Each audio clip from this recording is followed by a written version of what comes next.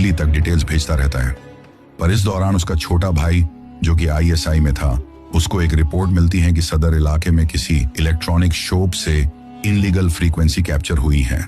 अब जिस सदर इलाके की मैं आप लोगों के सामने बात कर रहा हूँ, वो एरिया पाकिस्तान के कराची शहर में एक बहुत छोटा एरिया है, और उस टाइम पर तो वहां पर ज्यादा दुकानें भी नहीं थी, और आरिफ की दुकान भी उन्हीं दुकानों में से एक थी।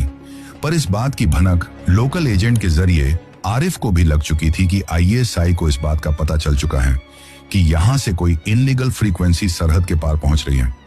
ऐसे में उस वक्त आरिफ के पास दो रास्ते थे, या तो वो परमानेंटली सिग्नल भेजना बंद कर देता और खुद को बचा लेता, या फिर एक आखिरी डिटेल सिग्नल भेजकर पूरी जानकारी हिंदुस्तान तक पहुंचा देता, जिसमें पाकिस्तान नेवी की मूवमेंट की पूरी जानकारी थी।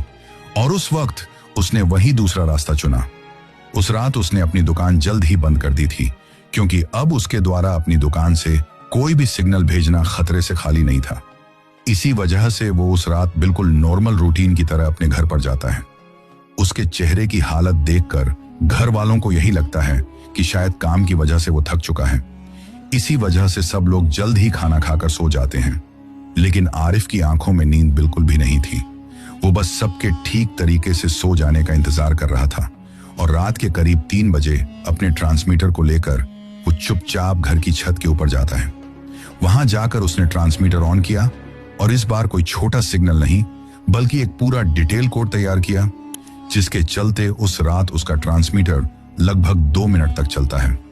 लेकिन किसी भी फ्रीक्वेंसी को कैप्चर करने के लिए आईएसआई की उस मॉनिटरिंग वैन के लिए 2 मिनट बहुत थे।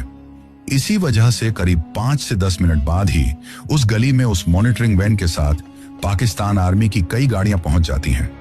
इसके बाद हर घर के दरवाजे को खुलवाकर उसकी तलाशी ली जाने लगी।